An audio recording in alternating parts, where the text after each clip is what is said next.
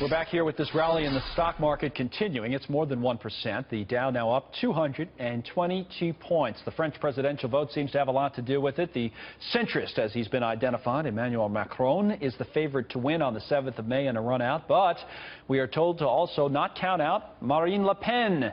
She's running against him. And if you're looking for proof of not counting somebody out, maybe look no further than former Senator Scott Brown of Massachusetts. Remember when he won Senator Kennedy's old seat against, I guess it was against all odds back in 2010. So we are calling you the Marine Le Pen of Massachusetts, so to speak, Senator Brown, who, by the way, I should point out, is going to be nominated to be U.S. ambassador to New Zealand, which I guess I can talk to you about in a few minutes. But what do you think of France and the idea that everybody seems to be counting out Le Pen? This is a big deal for the markets, which we follow. Should we count her out?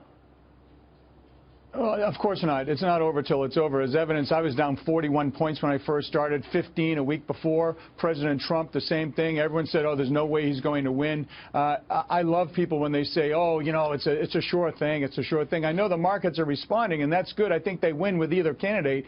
I think the real story is that the mainstream candidates are not in the picture. And the people of France are tired of their nationalistic pride being challenged, and also the terrorism that's taken over in that beautiful, beautiful city, obviously in Paris, and that great country.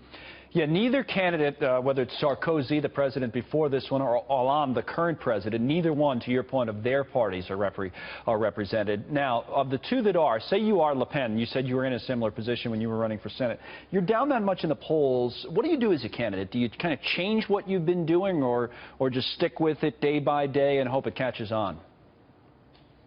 Well, you can't leave any vote uncounted. You need to go out and drag everybody out, obviously. And I think she's tapped upon something pretty special, that nationalistic pride, you know, closing the borders, you know, France first, which is something that we say America first, because right now the European Union and the way that it's obviously the open border policy and the immigration issues are dramatically affecting the very, very lovely and historic nature of France and Paris in particular. So I think she's got a pretty good message. She's got to obviously point out the differences and the weaknesses of her opponent, and so let the games begin. It's going to be fascinating. Let me ask you about that a little bit, because if you think about it, obviously the big story has been how populism has been more popular, or nationalism, as you're talking about, with the borders in Europe, and certainly what Donald Trump represented in running for president here.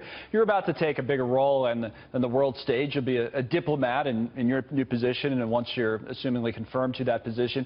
Is that all good? I mean, is that all right that borders are being shut down and that people maybe are less likely to engage in free trade than they were in the past? Doesn't part of you worry about us turning more protectionist just as a world? No? See, I don't think free trade's at stake. I think fair trade is really the issue. If we get taxed, say, you know, 23 or 4% going into a country, and they get taxed 3%, I don't look at that as good trade or fair trade. So I want it to be fair and open in that respect. I think that's what the president wants as well. And when it comes to vetting people coming into your country, we need a check and balance to make sure that the people who are coming in properly represent, number one, the country's values, but more importantly, they're not going to pose a threat, whether it's through a criminal or terrorist element. And I think that's fair and appropriate. I don't care where you are in this world. Okay, let me go to a piece that's just coming into us at Breaking News, Senator Brown, on a phone call that President Trump had earlier today with the German Chancellor, Angela Merkel. We've just received what we call a readout of this phone call, the White House saying that the two of them talked about Syria, Yemen, and North Korea. I think President Trump has said he has a pretty good relationship and was surprised to have one with Angela Merkel. We're showing video when the two met in the Oval Office. A lot was made of the kind of cool body language and lack of handshake and all the rest of it. How important is Germany? Obviously, it's the greatest power in that region, you know, not only through currency, but, you know, obviously she is the de facto leader of the European Union, regardless of what happens, you know, with the so-called leaders. She's the one that sets the bar and sets the trend. And, you know, while she's made some mistakes, I think she's probably it's a little bit refreshing dealing with somebody as direct as President Trump. She knows exactly where he stands, and I think they can help each other in a symbiotic relationship, not only economically, but when it comes to our world and national security for both countries. I think it's really important to reestablish that tie and make it even stronger. And you're right, she is kind of the symbolic leader of that whole region, and she would be, right, pro-Europe. I mean, is it in our interest to be pro-Europe, or some would say that Marine Le Pen is just the opposite of that and wants to your earlier point, be more France is first and, you know, just like America first here in the United States. Isn't it in our interest to be pro-Europe and keep Europe together? Well, I think I'm not sure if I agree with that. Look what happened in Great Britain. I think what they've done has really taken the gloves off and enabled them to do things that they've wanted to do for decades. You know, have some trade opportunities that, because of their membership in the EU, not only militarily, trade, I mean, everything that they do, you have to get permission from, you know, the powers that be, and that's not independence, that's not fairness. And so maybe there's a way to strike a balance to kind of take the tentacles off the European Union, individual, you know, clamping down on these individual countries and allow them to have a little bit more flexibility, and I think that'll strengthen not only Europe but the European Union. But we'll see what happens, Connell, in that regard. Senator Brown, do they televise Red Sox and Patriots games in New Zealand, do you know?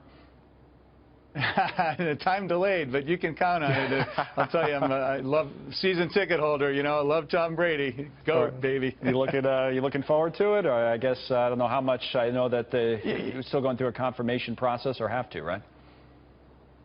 Well, of course, and I'm looking forward to the process with the chairman and the ranking member obviously scheduling it at their leisure. And I've served, as you know, in the military for almost 35 years and 30 years in public service. So, you know, helping the president and representing his interests in this country's interests in that region, as you referenced, with what's happening with China, what's happening in North Korea, and that whole region, there's some dramatic security issues. I mean, that's why they're down there right now, obviously having the meetings, and some great trade and other opportunities. I'm not sure if folks understand, but a lot of the launches for SpaceX, you know, go right out of New Zealand. So there's some great, I think, trade and other opportunities for both countries. Oh, that is interesting.